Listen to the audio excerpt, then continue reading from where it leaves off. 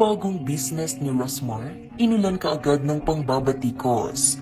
Proud at masayang ibinahagi kamakailan ng content creator slash CEO na si Rosmar Tan ang kanyang bagong pinasok na business. Hindi lamang nga mga beauty products ang binibenta ngayon ni Rosmar dahil maging ang garment industry ay pinasok na rin ito. Pinangalanan niya nga itong Rosmar Clothing. Bagamat kakasimula pa lamang nga ng bagong business na ito ni Rosmar Tan, hindi kaagad ito nakaligtas mula sa mga netizens na ipagkumpara ang presyo at quality ng kanyang mga ibinibentang damit. Maraming netizens kasi ang nakapansin na wala umanong pinagkaiba ang kanyang mga item sa mga damit na ibinibenta sa Taytay at Divisoria. Ngunit napakamahal umano ng kanyang mga presyo kumpara sa mga damit na mabibili sa mga nasabing lugar.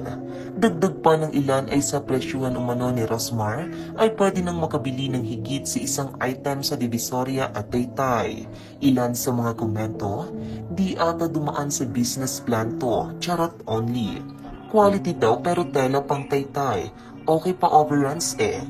249 tapos yung gawa parang 70 lang.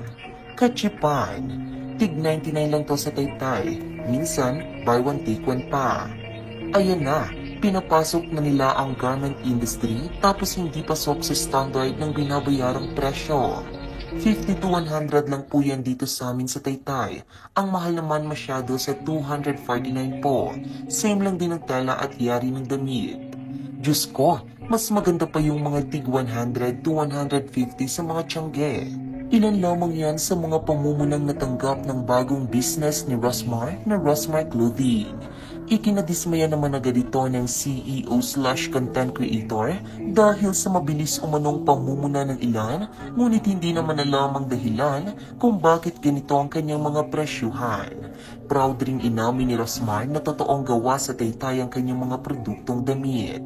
Yes, proud to say gawang Taytay ang Rosmar Clothing, gawang Pinoy para sa mas maraming mabigyan ng trabaho na kapwa ko Pilipino. Dagdag pa ni Rosmar na hindi lamang mga mananahi ang kanyang natutulungan dahil maging ang supplier ng iba pang bagay na ginagamit niya sa kanyang clothing business ay natutulungan rin. Iba't iba po supplier natin ng damit, pouch, card, sticker, etiketa, hangtag, etc. Kaya sa mga sumusuporta, napakarami nating natutulungan.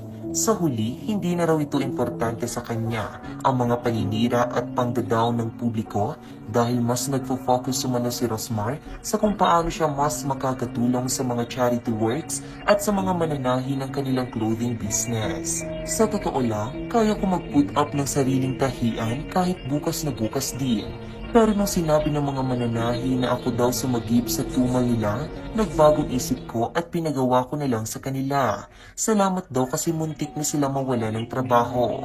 Yan ang hirap sa Pinas. Kapag nagsusumikap ka, maraming hihila sa'yo pababa kasi gusto nila ka-level ka lang nila.